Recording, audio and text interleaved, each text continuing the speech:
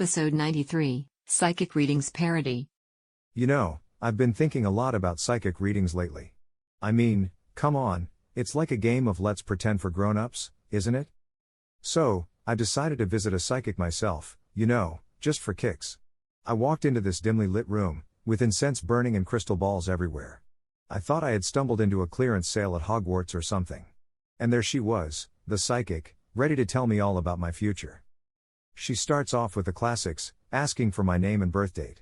I tell her, and she looks at me with this intense gaze. I was half expecting her to say, "You shall not pass." But instead, she starts talking about how I have this incredible energy and great things are coming my way. Well, yeah, I've been practicing yoga lately. Is that what she meant? Then, she takes out her tarot cards and starts flipping them like a Vegas blackjack dealer.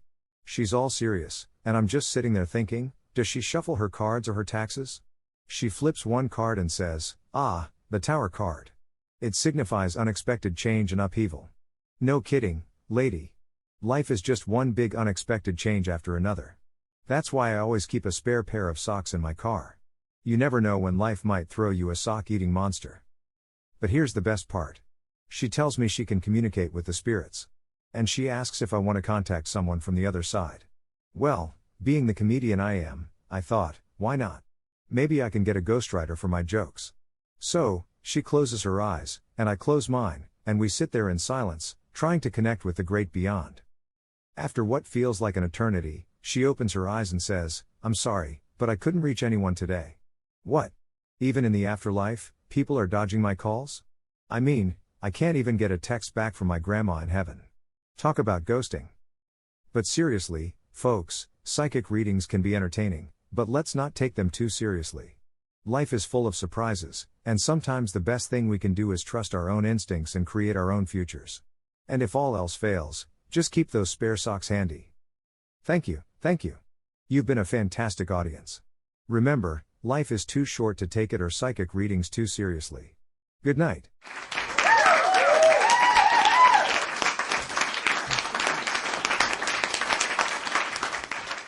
Today, we're going to have a little fun with the absolutely ridiculous world of psychic readings. You know, those people who claim they can predict your future by staring into a crystal ball or reading tea leaves? Yeah, those folks. Now, I've got to admit, I've had my fair share of encounters with psychics. I remember this one time, I went to see a psychic and she looked at me, squinted her eyes, and said, "I sense something. Something important from your past." And I'm sitting there thinking, yeah, you know what else is in my past?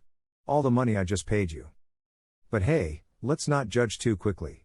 Maybe some of these psychics have a real gift, right? So, I decided to put one of them to the test. I went to this psychic and she starts telling me all these things about my future, like you'll find love in the most unexpected place and you'll come into a large sum of money. I'm thinking, well, that's great. But could you be a bit more specific, like which aisle in the grocery store will I find love, and will the large sum of money be in cash or check? And then there's the classic psychic move of stating the obvious. You know, like when they say, "I sense you have a lot of unresolved issues." Well, no kidding. Who doesn't? I mean, I can predict that too. I sense you've got some unresolved issues. And that you enjoy food. But let's not forget about the predictions that are so vague, they could apply to anyone. They'll say something like, "I see you've had some struggles, but don't worry, good things are coming." Really? I mean, that's like saying, "You've experienced weather in your life, but don't worry, there will be more weather." But hey, despite all the skepticism, there's still something fascinating about the world of psychics. Maybe it's because deep down, we all secretly hope they can tap into some hidden truth or mystery. Or maybe it's just that we really enjoy the thrill of getting a glimpse into the future, even if it's wrapped in a fancy fortune cookie. So, next time you're thinking about seeing a psychic, remember to take it all with a grain of salt. Or maybe a whole shaker. Because let's face it, life is unpredictable, and sometimes the best way to predict the future is to just go out there and create it yourself. Thank you. I'll be here all night. Now, who's up for a game of psychic tic-tac-toe? Just kidding. But seriously, who wants to play?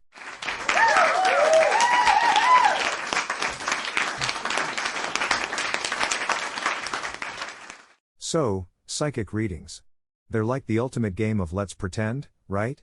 I mean, think about it. You walk into a dimly lit room, surrounded by mysterious symbols and incense that smells like a hippie convention gone wrong. And there's the psychic, staring at you like they've just deciphered the secrets of the universe from your choice of footwear. They start off with the classics, like, I sense that you're looking for answers. Well, no kidding. That's why I'm here. I thought this was a psychic reading, not a statement of the obvious convention. But oh no, it gets better. They pull out these ancient-looking cards or a crystal ball, and suddenly they're channeling spirits from the beyond. Talk about multitasking, right? And let's not forget the vague predictions. I went to a psychic once, and she said, I see a tall, dark, and handsome stranger in your future. Well, that's fantastic, because I've been seeing a short, pale, and not so handsome stranger in my present, and it's not really working out. So, thanks for the tip, Captain Obvious. But here's the thing that really gets me. They make these wild claims about knowing everything about you, but they can't even predict the winning lottery numbers. I mean, come on. If they're truly in touch with the cosmos, they should at least be able to hook me up with a couple of $1,000,000, right? Or maybe they're just psychic when it comes to conveniently forgetting that part. And let's not forget the infamous cold reading technique. They throw out a bunch of generic statements and watch your reactions like a hawk, waiting for you to accidentally reveal the fact that you're terrified of spiders or that you once had an embarrassing incident involving a pineapple.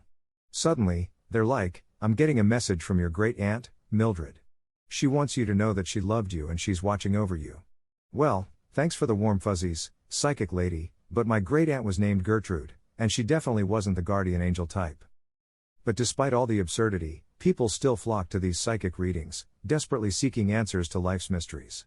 And you know what? I kind of get it. Sometimes, we just want someone to tell us that everything's gonna be okay, even if it's wrapped in a crystal ball and a sprinkle of mysticism. But personally, I'll stick to the good old-fashioned sources of wisdom, like my mom, who always knows when I've eaten the last piece of cake, even if she's miles away. So, next time you're tempted to get a psychic reading, just remember that the best way to predict your future is to create it yourself.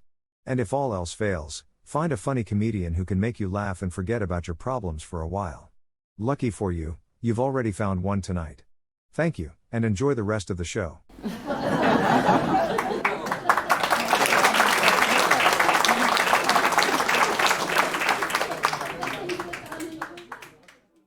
And that wraps up another laughter-filled episode of Not So Funny A. If you enjoyed the jokes generated by our AI algorithms, don't forget to hit that subscribe button and join our comedy-loving community.